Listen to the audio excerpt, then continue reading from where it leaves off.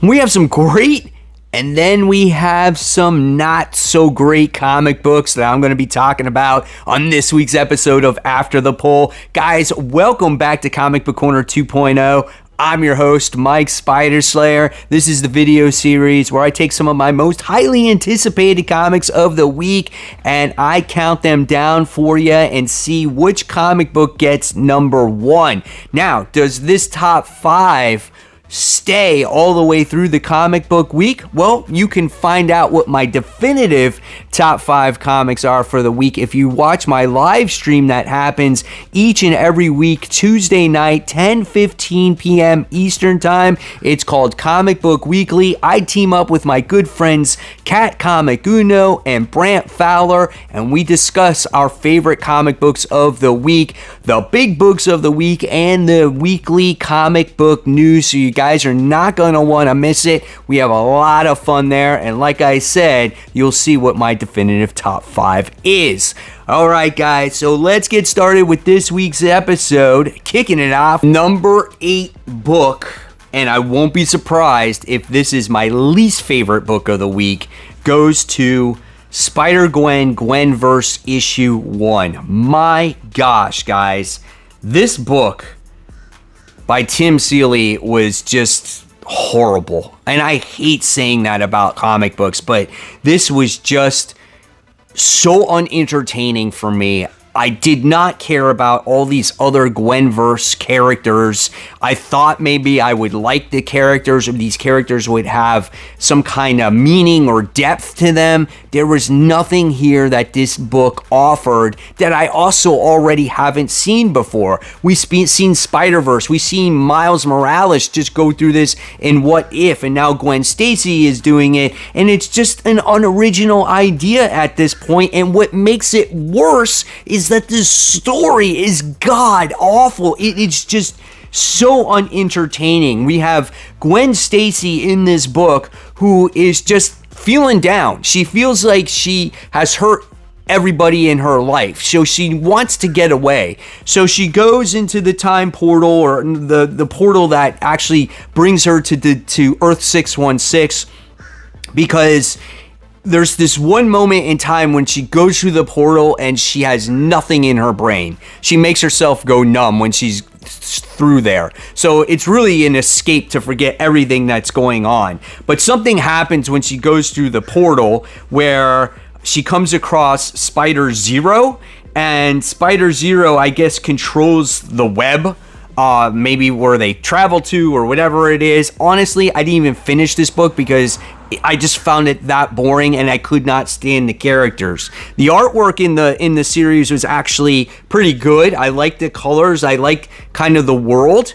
I thought that was entertaining. You know, here we get to see this kind of cop, this robot cop in there, but she winds up fighting her dad. So her dad is, you know, a police chief or a commissioner or whatever it is, but he's an officer of the law in this robot tech armor, right? So with Spider-Zero, they're jumping through different types of Earths, and they come across different types of Gwen Stacy's. You have a Thor Gwen Stacy, you have just a Night Zero Gwen Stacy, and you're like, wow, who cares? Like, it's not like we haven't seen this before. But then they introduce which is the villains in this comic, and I was just like, no, this is not going to work. And you get to see some of these villains here, and just the names of them. You have Black 13, you have Fossil, you have Roachman, you have Glam Goblin. It's a bad comic book. This is just not a great story whatsoever.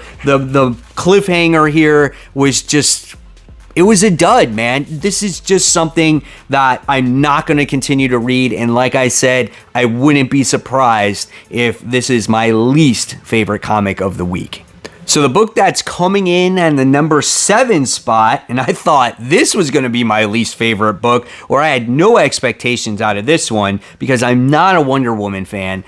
And this is Trial of the Amazons, part 1 of 2. Now, I did not read the part 2 of the book, but honestly, after reading this first part, I don't know if I'm going to read that second part because I don't think I'm going to be continuing this. I said it right from the start. I'm not a Wonder Woman fan. I love the character, but I can never get into the comic books. And I thought this event might help me get into the character more. But this comic was just, nothing happened except the very end. And why this is better than Gwenverse, this book was just a lot of people standing around talking amongst each others, and then you get a murder that happens at the end of this book.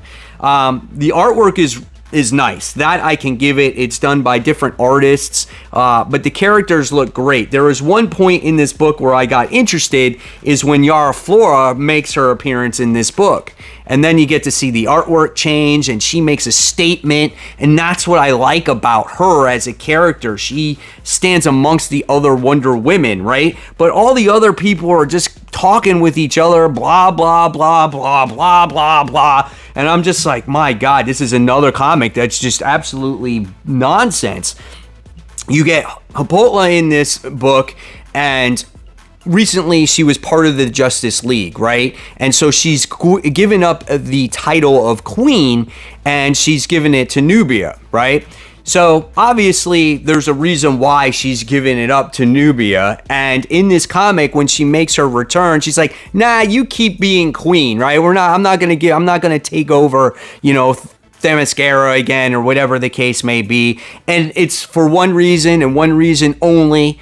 And the reason is because, spoiler, is that Hippolyta, if I don't know if I say her name right, she dies. She gets poisoned. Someone kills her. Someone, puts something in her wine, and she completely croaks at the end. And so that's the cliffhanger at the end of it. So this becomes basically a mystery, and you have to find out who actually killed the former queen. Now, her death is not really in any significance at this point because she's no longer queen, right?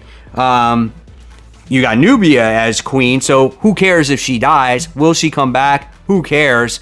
And basically, this is going to be a trial, obviously, of who killed the former queen. Does it have any weight on the readers? I don't think so. I mean, honestly, it was, now you know why she joined the Justice League and why she gave up her being queen of Themyscira, because they had this plan all along, right, of her dying anyway. And they wanted to build up the Nubia character more. So that's what happens there. I don't know what's going on with DC with them going to kill off all the characters for right now. It's just odd to me. I'm not going to be continuing this second issue either. So again, this was a little bit of disappointment. The cliffhanger was like, okay, fine, she died. At least there's some kind of story here, unlike Gwenverse, where it was just absolutely nothing. So, however, this still didn't entertain me enough to where I'm going to keep reading this. Not worth my money. Coming in at number 6, we have issue 1 of Radiant Red. Now, the first story that we had with Radiant Red was a one-shot, and you got to learn about more of the character and her home life and how her husband was a gambler, right? And now we have this ongoing series, or I'm sorry, it's not ongoing, it is a limited series. It's issue 1 of 5. Now, the one thing I did not like about this book, honestly, was the artwork. They make our main character, I think her name is Samoda, if I say it right, and they make her look like she's like this little kid, and she's not. She's a grown-ass adult, and she looks like she's 10. So I did not really appreciate the artwork in this book, and the story here is her, I guess, trying to set things right. What happens in this book is you get a little bit of a recap on her robbing banks and why she has $2.5 million in her house stored away. She wanted to make sure that her husband was free of his gambling debt. Then they have all this extra money to make sure they take care of themselves, and they just want to start fresh. So basically, you see our main character, visit her sister, and she gives her the plans of what's going on. And our main character is a literary teacher, and she winds up getting confronted with a man, which we don't know who he is, that's kind of, giving her an ultimatum like, hey, you got to work with me or I'm going to hurt your family and stuff like that. And she's like, nah, I can wipe your ass clean and I don't care. And she doesn't take it as really a threat, and she just walks away. Like she doesn't worry at all, right? And she comes back home to her husband, and then at the end of the day, he's gone to rehab for his gambling, and he feels like, I finally have something worth fighting for, and it feels good to be us again. And so she has a second thought of working with this guy, because she wants to obviously live and doesn't want to put anything at risk. And so she sneaks off in the middle of the night saying that she's going to get some ibuprofen, and it looks like she's going to be working with this guy, which we don't know what it's about. So honestly, this book was okay. Like, it's only 5 issues. I want to see this little solo adventure pan out. We didn't get her as Radiant Red at all in this book. We just got her as the main character. This book was not as strong as the one shot, or wasn't as strong as Radiant Pink. So we'll see how this book progresses. I'm not going to drop it. I just would like a little bit better artwork and maybe a little bit more action in this, in this story, and I'm sure we'll get it, but this was something that fell a little bit short for me, but I'm going to give it another try because I like the Radiant universe. Entering the top 5. That's right, guys. Now, you're probably like wondering, gee whiz, Mike, there has not been a good comic book that you've liked so far. And this book is kind of not that great either, but it's better than the rest. And this one goes to the Amazing Spider-Man issue 92. This is the second part to Kelly Thompson's story with Ben Reilly losing his memory, and he has all these holes and he can't remember anything, and he's on this mission to redeem his memories. So the artwork in this one is okay. I do like the colors. They make the book really pop. There's some good facial expressions in here. Ben Reilly looks, okay, I guess. Again, there were certain moments where it had good artwork, and then there were certain moments that it didn't work either. And then there were some humorous moments in this issue where I did like, and then there's other humorous moments that I didn't like. I think what Kelly Thompson does in this comic book is she tries to put too much humor in a tone where it should be a little bit more serious, because again, Ben Reilly is struggling to remember who he is because he lost everything that's important about him, and they try to put in these comedic moments that just don't fit the book. But there was a couple moments in here where they rescue Morbius, and I think her name is Helen Wig. Is that her name? I always forget. The chick that wears the white and has the sword. She rescues Morbius, and she calls him Mike. And he's like, I want to be called Dr. Morbius or Morbius. And she's like, all right, Dr. Mike, we'll make a compromise, So there was a couple instances there that were okay.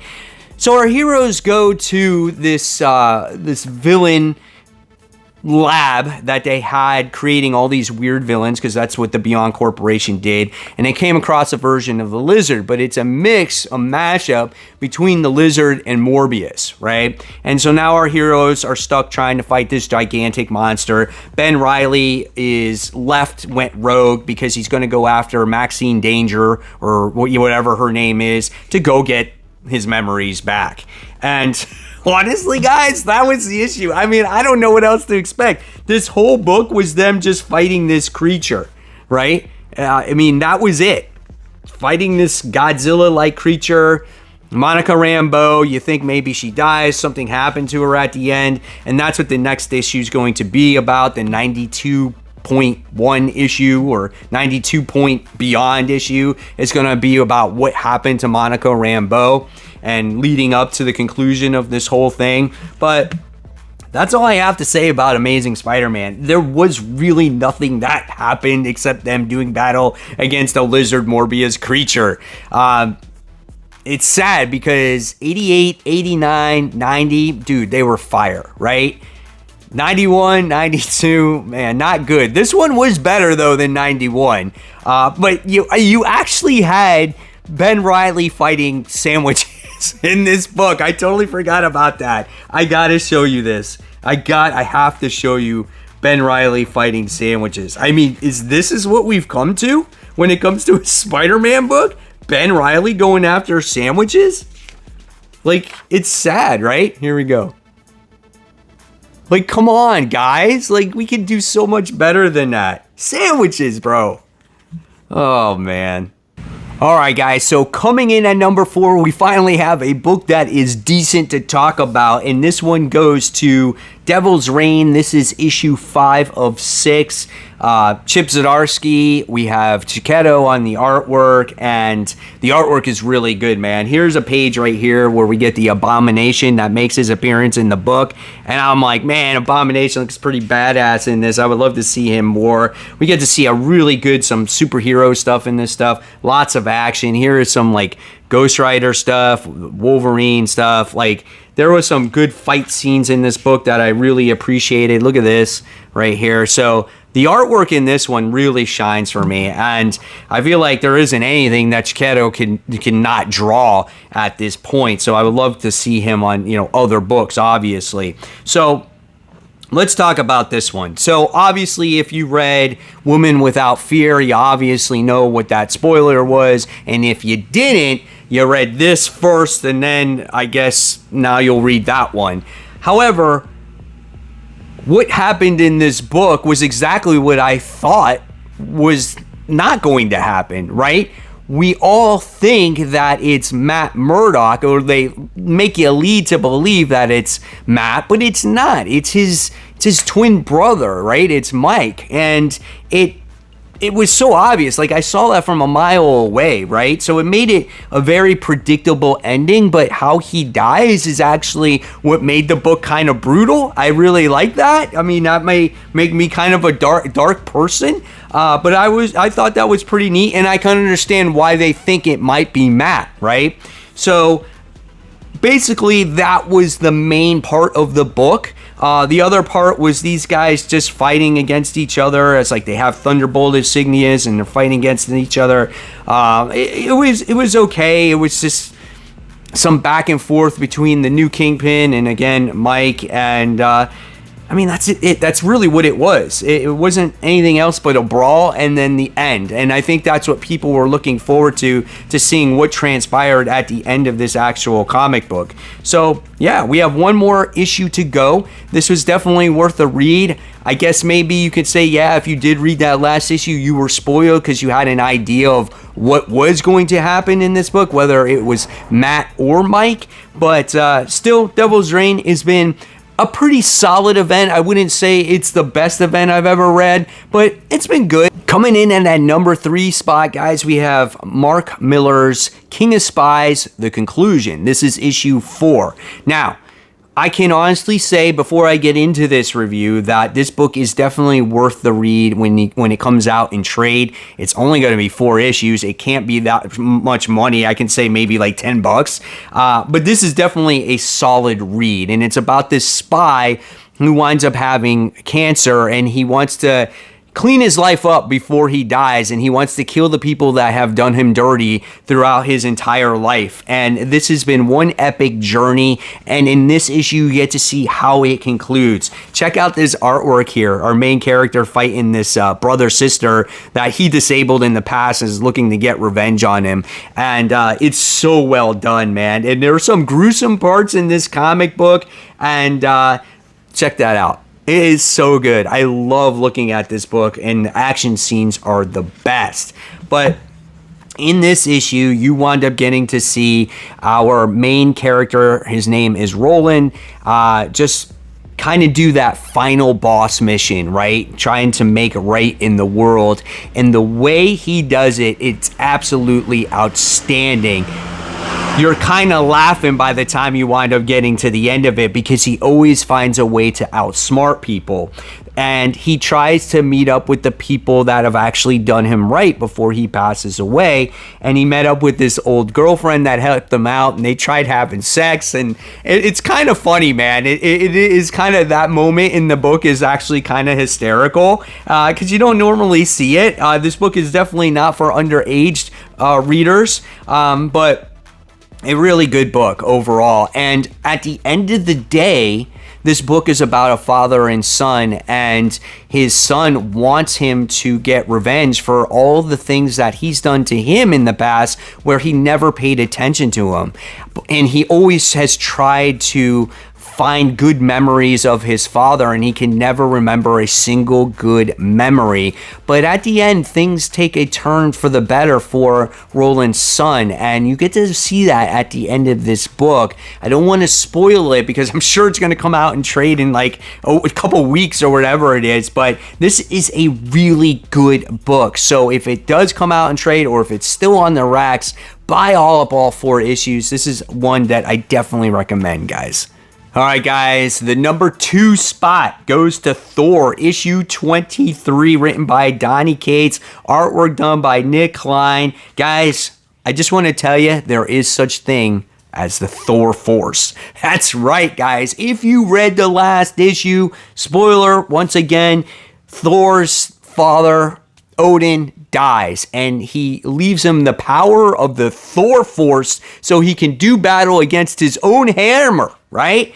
And this battle was absolutely epic. I mean, it's balls to the walls, right?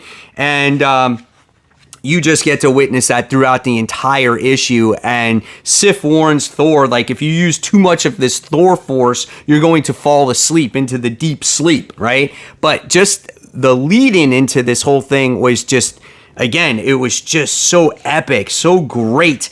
And in this issue, you legitimately see Thor smash his hammer. And here's the page right here. 2 pages. 2-page spread. So awesome.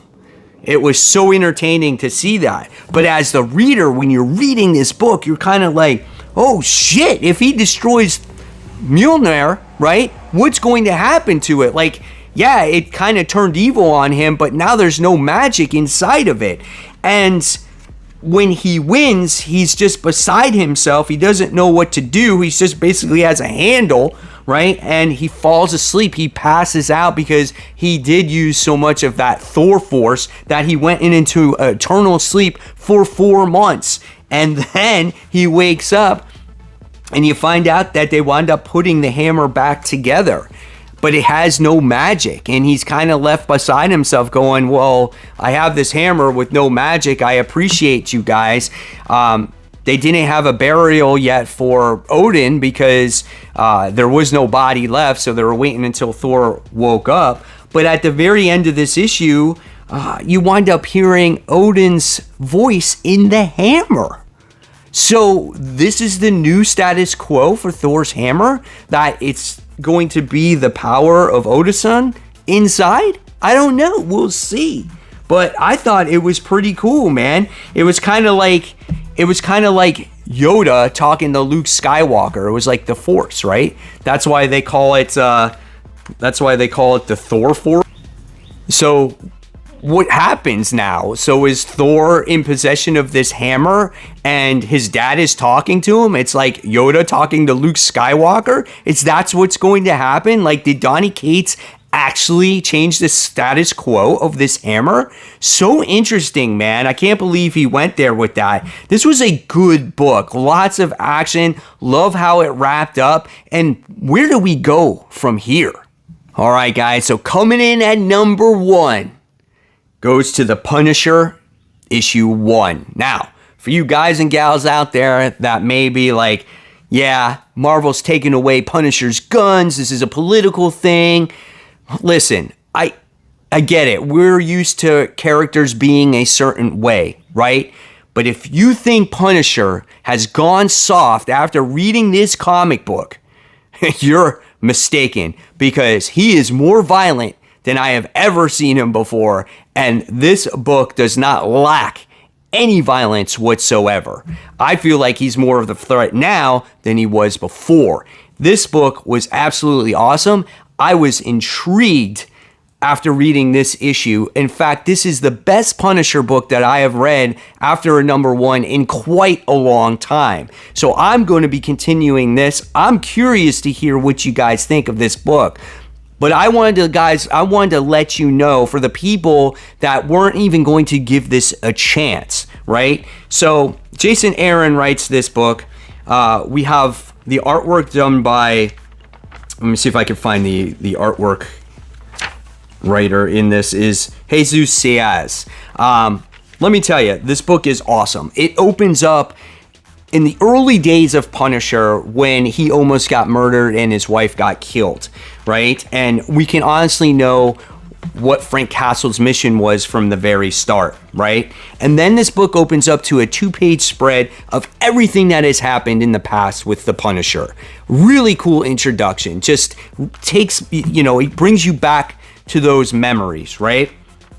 And then what happens is we get to see Punisher do battle against these arms dealers or whoever they are, and they waste no expense at going right to the gore with this comic book. He uses his swords to stab everybody. He chops people's heads off. He sits there and stabs people right in the back. I mean, this book is solid, guys. This is something that you don't want to sleep on. Just because they change a freaking, you know, logo on his chest doesn't mean they may have changed the character completely, right? And then we get to see his involvement with the Hand, and that is quite interesting on why he has become part of the Hand to begin with. But the Hand brings him a bunch of people that are bad in this world, and he punishes them, and he literally, again, slices their heads off. I mean, you get to see it, right? And we get to see the battle between the Hand and Frank Castle before he became part of the Hand on why they wanted to recruit him. Really good stuff. He doesn't put away his guns forever. I mean, he still has his guns. They are in the background, right? So he still does have them to remember, like, who he truly is, maybe at his core. But the whole reason why he joins the Hand is because somehow, some way, they resurrected his wife. We don't know how they were able to do it, what was the true bargaining agreement behind it, but the Hand chose him because they felt he was the most ruthless killer out there to be part of them. So let me tell you, by the time I got to the end of it, guys, I was so intrigued and I loved it. I thought it was a great, great book. So again, whether this lasts forever or not, it's still to be determined. But Frank Castle is still that ruthless son of a bitch that you've known him to be. Just because he chooses to use a different weapon for right now and they change his logo, you know, take it for what it is. If you're gonna let that, you know, deter you from reading a decent story, then so be it. But for me, this was a fucking awesome comic book, and I can't wait for the next issue. So will Punisher still hold up as #1, or will the other 5 stay in the top 5? We'll find out, because I still got quite a few books to read. I got Spawn to read. We got Little Monsters issue 1. That could overtake the top spot. You never know. We got Ant issue 3. Sabretooth issue 2. Venom issue 6. Hawkeye issue 5. I heard this book was good. This could overrule everything. Moon Knight issue 1, the Devil's Reign tie-in. Strange Academy issue 17. The Joker issue 13. Heard that this was a solid issue. Superman Son of Kal-El. Detective Comics issue 1056. Does Batman come back? Naomi issue 1 of 6. And then we have Captain Carter issue 1.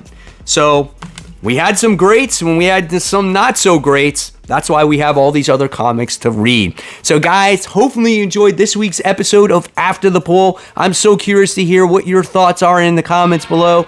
As always, guys, thank you so much for watching. Give this video a thumbs up. Subscribe. Don't forget to hit the bell. And speaking of content, check out yesterday's comic book haul, or I should say Wednesdays in case you watch this video later. And guys, as always, keep buying, keep collecting, but most importantly, read your comics. Guys, thank you so much. I'll see you real soon. Bye.